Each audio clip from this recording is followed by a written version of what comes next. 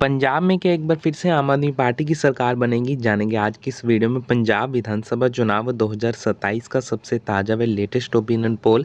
आखिर पंजाब में क्या कांग्रेस पार्टी बना पाएगी अपनी सरकार या फिर वहीं आम आदमी पार्टी की होगी एक बार फिर से जीत? जानेंगे आज की इस वीडियो में संपूर्ण जानकारियाँ अपडेट।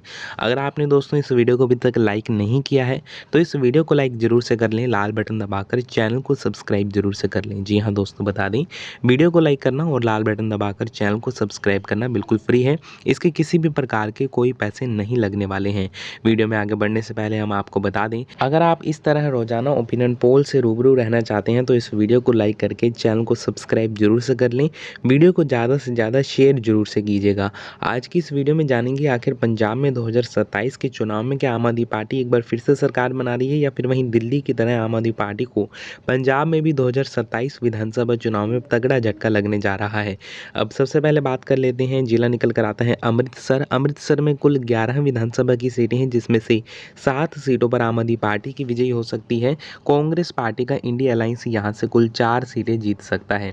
जी हां दोस्तों, इसी के साथ ही अगर चर्चा कर लेते हैं अगले क्षेत्र की ओर तो अगला क्षेत्र बरनाला। बरनाला में कुल 2 विधानसभा की सीटें हैं जिसमें से 1 सीट पर आम आदमी पार्टी, 1 सीट पर कांग्रेस पार्टी के इंडिया अलायंस की जीत हो सकती है। बठिंडा की बात करें तो बठिंडा में कुल 6 सीटें हैं। जी हाँ दोस्तों, आपको बता दें ओपिनियन पोल के अनुसार यहाँ की कुल 6 सीटों में से 3 सीटों पर आम आदमी पार्टी, 3 सीटों पर कांग्रेस पार्टी की जीत हो सकती है। अगर चर्चा कर लेते हैं फरीदकोट की कुल 3 सीटों के ऊपर तो जी हाँ बता दें फरीदकोट की कुल 3 सीटों में से कांग्रेस पार्टी का इंडिया अलायंस तीनों ही सीटों पर जीत हासिल कर सकता है। अगर चर्चा कर लेते हैं फतेहगढ़ की तो जी हाँ बता दें फतेहगढ़ में कुल 3 सीटें हैं। ओपिनियन पोल के अनुसार यहाँ की कुल 3 सीटों में से 1 सीट पर आम आदमी पार्टी, 2 सीटों पर कांग्रेस पार्टी का इंडिया अलायंस, जबकि अन्य के पाले में 0 सीटें जा सकती हैं। अन्य में यहाँ पर भारतीय जनता पार्टी और शिरोमणि अकाली दल में अन्य दलों का यहाँ पर पुरजोर यहाँ पर टक्कर देखने को मिलता है। अगर चर्चा फाजिल्का की कर लें तो फाजिल्का शिरोमणि अकाली दल का गढ़ माना जाता है। यहाँ से मात्र 1 सीट जा सकती है शिरोमणि अकाली दल को, 2 सीटें कांग्रेस, 1 सीट आम आदमी पार्टी जीत सकती है अगले इलेक्शन में। ओपिनियन पोल के अनुसार फिरोजपुर की कुल 4 सीटों में से 2 सीटों पर आम आदमी पार्टी, 2 सीटों पर कांग्रेस पार्टी की विजयी हो सकती है।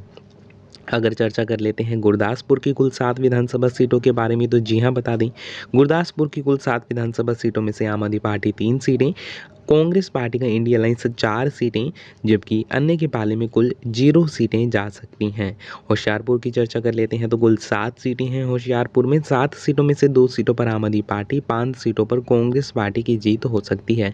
अन्य पार्टियों की बात करें तो अन्य सभी के खाते में 0 सीटें जा सकती हैं। देखा जाए पंजाब में कुल 117 सीटें हैं। 47 सीटों के ऊपर अभी तक चर्चा संपन्न कर ली है। ओपिनियन पोल के आंकड़े आपकी स्क्रीन पर हैं।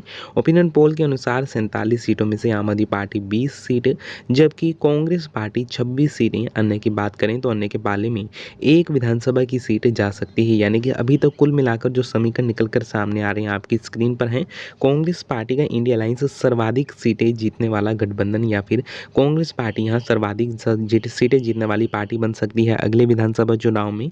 जी हाँ दोस्तों, इसी के साथ ही अगर चर्चा कर लेते हैं अगले क्षेत्र की ओर तो अगली सीटें निकल कर आती हैं दोस्तों जालंधर की कुल 9 विधानसभा सीटें।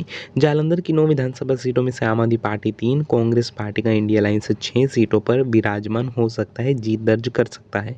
जी हाँ दोस्तों, इसी के साथ ही अगर चर्चा कर लेते हैं कपूरथला की कुल 4 सीटों के बारे में तो जी हाँ बता दें कपूरथला की कुल 4 सीटों में से आम आदमी पार्टी 1, कांग्रेस पार्टी 3 सीटें जीत सकती है, जबकि अन्य के पाले में 0 सीटें जा सकती हैं।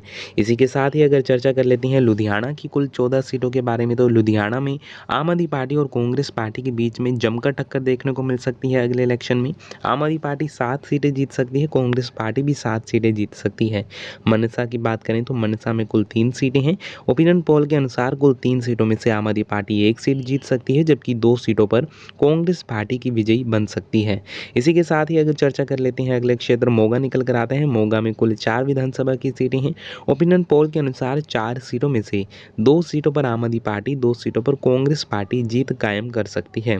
अन्य पार्टियों की बात करें तो अन्य को 0 सीटें यहाँ से से मिल सकती हैं। इसी के साथ ही अगर चर्चा मुक्तसर की कर लें तो जी हाँ, बता दें मुक्तसर में विधानसभा की कुल 4 हैं सीटें, जिसमें से 2 सीटों पर आम आदमी पार्टी, 2 सीटों पर कांग्रेस पार्टी, अन्य की हो सकती है 0 सीटों पर जीत। अगर चर्चा नवांशहर की कुल 3 विधानसभा सीटों की कर लें तो नवांशहर की कुल 3 विधानसभा सीटों में से 1 सीट पर आम आदमी पार्टी, 2 सीटों पर कांग्रेस पार्टी की जीत हो सकती है।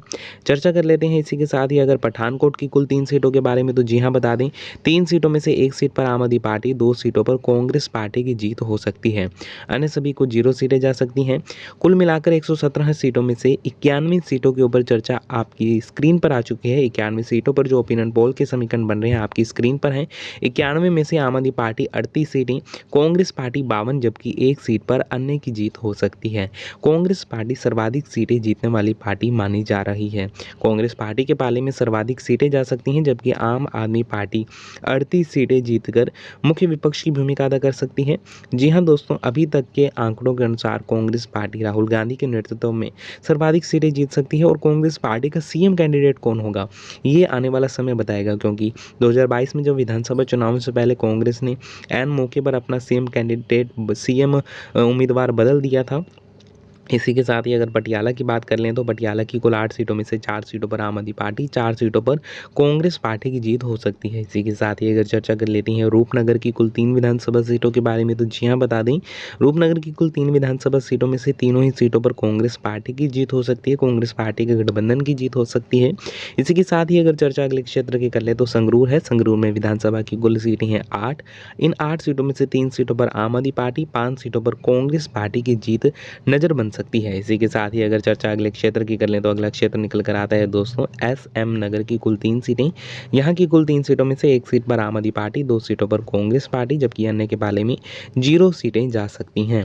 जी हाँ दोस्तों, इसी के साथ ही अगर चर्चा कर लेते हैं अगला क्षेत्र निकल कर आता है तरन तारण की कुल 4 सीटें। यहाँ की कुल 4 सीटों में से 2 सीटों पर आम आदमी पार्टी, 2 सीटों पर कांग्रेस पार्टी की जीत हो सकती है। पंजाब में कुल 117 विधानसभा की सीटें हैं। देखा जाए ओपिनियन पोल के अनुसार आम आदमी पार्टी 48 सीटें जीत सकती है, जबकि कांग्रेस पार्टी की बात करें तो कांग्रेस पार्टी का गठबंधन 68 सीटें जीत दर्ज कर सकता है। अन्य की बात करें तो अन्य के पाले में 1 सीट जा सकती है।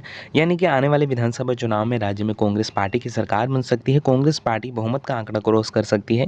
इस पर आपका क्या कहना है नीचे कमेंट बॉक्स में अपनी राय जरूर से दीजिएगा। आपको क्या लगता है आखिर पंजाब की सियासत में क्या कांग्रेस पार्टी का कमबैक होगा या फिर वहीं दूसरे हिस्से से देखा जाए तो कांग्रेस पार्टी सत्ता से बाहर होगी, एक बार फिर से आम आदमी पार्टी की सरकार बनेगी। कई कयास तो यह भी लगाए जा रहे हैं कि शिरोमणि अकाली दल और भारतीय जनता पार्टी का गठबंधन सरकार बना सकता है अगले चुनाव में।